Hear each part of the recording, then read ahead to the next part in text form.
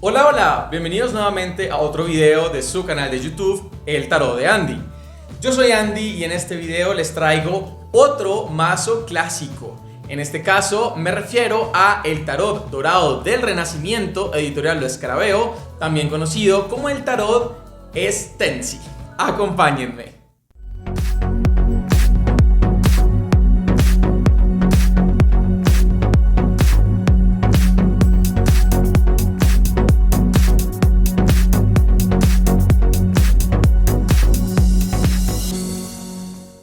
Si es primera vez que estás en el canal, te doy la bienvenida, te invito a que te suscribas, actives campanita y le des me gusta a este video si es que lo has disfrutado. Vamos a ver otro tarot clásico. Ya hemos repasado dentro de las reseñas de este canal unos tarots clásicos que tienen una importancia histórica muy grande. En este caso les traigo otro de ese estilo. Es el Tarot Dorado del Renacimiento o el Tarot Estensi, un tarot posterior al Tarot Visconti Sforza, pero que tiene allí también unas influencias medievales muy importantes. Vamos a darnos cuenta que la mayoría de este tarot es en realidad moderno, en el sentido en que las cartas no se conocen todas y hay una recreación de estos autores para tratar de reconstruir lo que supuestamente serían las cartas, sobre todo en los arcanos menores. Sin embargo, es un tarot bien bonito, bien valioso y bueno, que vamos a evaluar en todos los aspectos físicos, simbólicos. Vamos a hablar un poquito de esa historia y al final le vamos a dar una puntuación. Entonces quédense para ver cómo le va a este Tarot Dorado del Renacimiento. Muy bien, tenemos entonces aquí el Tarot Dorado del Renacimiento de Giordano Berti y el arte de Joe Dworkin.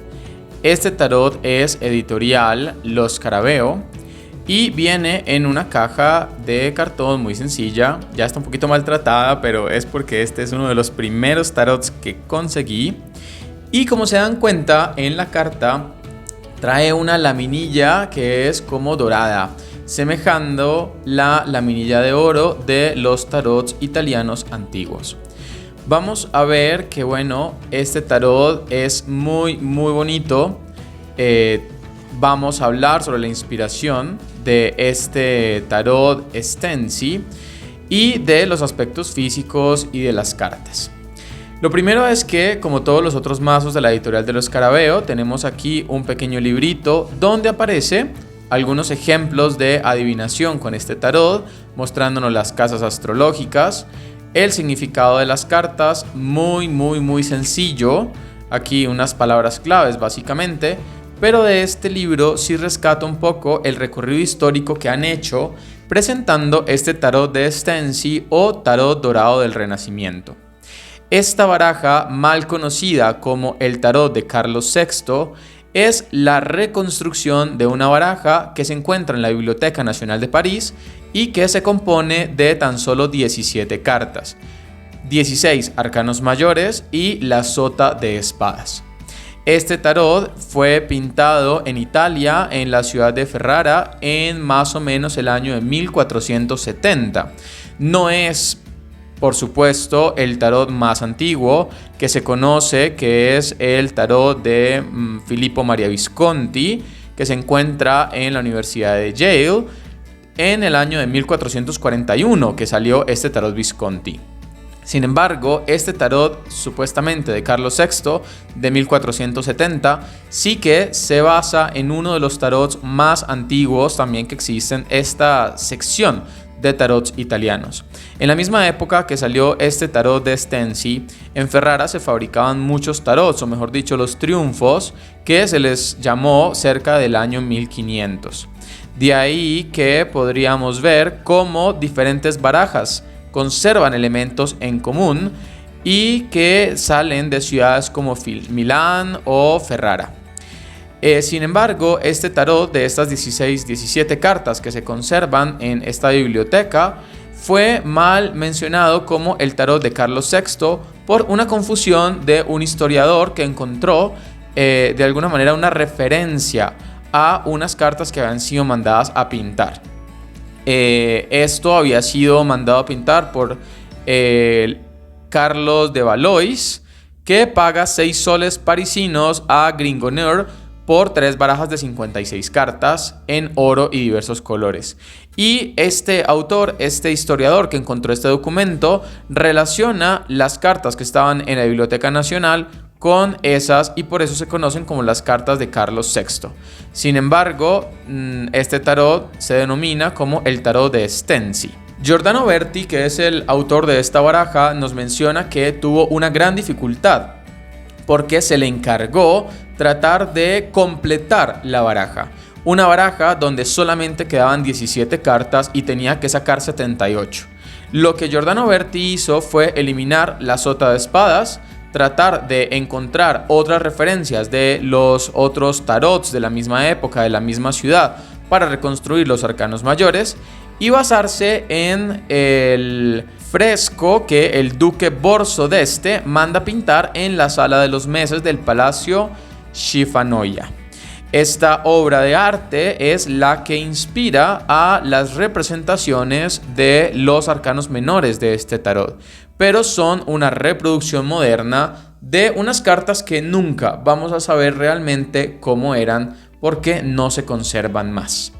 Tenemos entonces la carta de presentación del mazo, la carta de la editorial, y aquí podemos hablar de la calidad. Es una calidad muy buena, como otros mazos de la editorial de los Scarabeo, y tiene un reverso que a mí me fascina. Este escudo de armas me parece precioso y bueno, nos da aquí como este aire de mazo antiguo, bordes dorados que son claros, por lo tanto no se deterioran tanto. En las cartas tenemos aquí los nombres del arcano en italiano, inglés, alemán, español y francés. Cosa que a mí siempre me ha molestado de estos mazos de la editorial de los Scarabeo, de ponerle todos esos nombres en distintos idiomas que realmente no hace falta. Si este es un mazo italiano, dejarlo en italiano o en francés o en español, si es que es una versión de español, pero no jugar con tantos nombres porque eso se vuelve como muy recargado. Tenemos además el número en números romanos para arcanos mayores y en números arábigos para los arcanos menores. Vemos que también cada una de las cartas tiene en el fondo esta laminilla, como si fuera de oro. Por supuesto esto no es de oro, pero asemeja a estos mazos antiguos italianos que estaban pintados y que eran decorados con oro.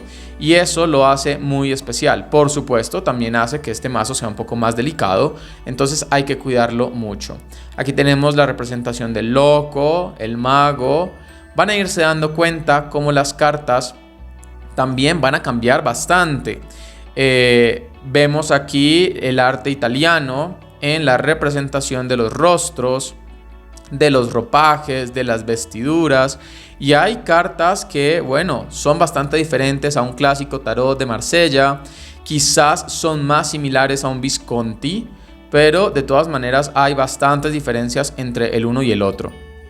Aquí tenemos, por ejemplo, el ermitaño como el dios del tiempo, el dios Cronos, que en lugar de una lámpara tiene un reloj de arena. La rueda de la fortuna, la fuerza, que tiene la representación de una mujer con una columna rota. Es como se representó la fuerza durante mucho tiempo en algunos tarots italianos. El colgado, esta carta de la muerte me fascina, me parece muy muy bella. La temperancia, el diablo también me gusta este tarot, es sencillo pero me gusta bastante. La torre, la estrella. La luna, en muchos tarots antiguos también había cartas estando en la estrella o en la luna que representaban a los astrólogos y astrónomos. Entonces aquí hay una referencia a ello. Aquí tenemos el sol, el juicio y el mundo. También esto sí que se parece un poco más al Visconti. Y como les decía, todas las representaciones de los arcanos menores fueron en realidad pues una adaptación moderna de lo que podría llegar a ser el arcano menor en los tiempos del tarot. Por supuesto, se trata de conservar el arte. Sin embargo, hay aquí algunas referencias a estos otros tarots italianos de la época y la inspiración nace de ahí. Pero son cartas, bueno, digámoslo, inventadas, pues dado que no conocemos las cartas originales de allá 1400. Es un tarot, sin embargo, bastante bello, que gustaría uno de un manual que estuviera un poco más completo para entender algunos de los símbolos que aparecen en las cartas. Sin embargo, pues son cartas muy expresivas que dan mucho para hablar y que le permiten a uno también investigar y ahondar también en esta simbología más medieval. Este tarot es un tarot que podría uno llegar a ver algunas referencias como de mazos más modernos, quizás del tarot Solabusca, en el que se inspira el tarot de Rider, luego más adelante, pero recordemos que esta es una baraja que quiere o pretende ser mucho más antigua. Conserva los mismos palos de un tarot clásico, ¿cierto? Los espadas, bastos, oros y copas, pero tiene pues estos fondos tan bellos de estos tarots como más clásicos. Aquí, por ejemplo, tenemos este 2 de bastos y tiene los genitales en el piso. Hay ahí unas referencias muy interesantes que vale la pena como explorar precisamente en esa historia. Algunos animales, dioses, actividades de la cosecha, de la agricultura. Sobre todo aquí vemos en los bastos muchas figuras cotidianas del campo, y esto pues tiene mucha relación a cómo se interpretan los bastos en aquella época. Tenemos aquí una reina de bastos, el rey. Vemos que este es un tarot que puede gustar mucho para quienes son apasionados de los mazos antiguos. Si a ti te gusta el tarot Visconti, los mazos italianos, yo recomiendo muchísimo este tarot dorado del Renacimiento de Giordano Berti, que nos da, bueno, como toda esta imaginería de los mazos más clásicos. Para barajar las cartas son muy cómodas, el tamaño se parece bastante a un tarot normal. Rider es un poquito más delgado la carta de ancho, pero esto hace que sea incluso más fácil de barajar. Vemos que las cartas deslizan muy bien a pesar de esta laminilla de oro que tiene, bueno, dorada, mejor. Y sobre la mesa también, les decía yo, la parte de atrás es preciosa, a mí me fascina. Y bueno, es un tarot muy interesante si es que nos gustan estos tarots un poco más clásicos. Se separa bastante, digamos, de la simbología clásica de un tarot de Rider, hay algunas referencias allí, pero pues habría que estudiar carta por carta para poder entender mejor qué es lo que estamos viendo. Déjame en los comentarios qué opinas, qué te gustó, qué no tanto de este mazo, y si ya lo tienes y lo has usado, cómo te ha ido con él. Bien. Y después de haber finalizado esta revisión del mazo, yo le otorgo a este tarot un 7 sobre 10. 7 no es una mala puntuación, tampoco es tan buena. Hay otros mazos que tienen más puntos en el canal. ¿Por qué a mí no me gusta tanto este mazo? A pesar de que tiene una buena intención, ¿cierto? Que es este de restaurar este mazo medieval que no se conoce tanto, italiano, pues de alguna manera me parece que en los arcanos menores, por ejemplo, hace allí unos juegos simbólicos que no son tan fáciles de entender. Hay un manual que no nos dice nada frente a esta simbología.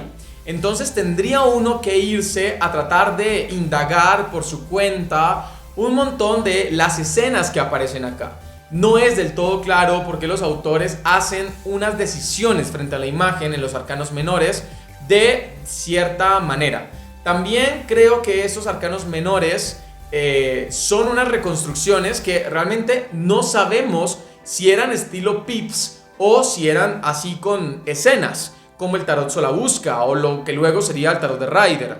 Entonces, si solamente se conserva una sota de espadas, ¿cómo saber que los arcanos menores no eran Pips también? Como en el tarot Visconti Sforza, como en los tarot de Marsella. Ahí me queda como un bache histórico que la verdad no sé responder. Y entonces, en ese sentido, no me termina de convencer el mazo. Cuéntenme ustedes en los comentarios qué les ha parecido, si lo han entendido bien, si hay algo que yo haya pasado por alto y esté aquí inventando cosas, me encantaría que me lo comentaran. Y bueno, que también le den ustedes su puntuación al mazo, qué opinan de este tarot del Renacimiento y qué puntaje le darían. Les mando un abrazo gigante, lleno de bendiciones y por supuesto, que los arcanos estén de su lado. Chao, chao.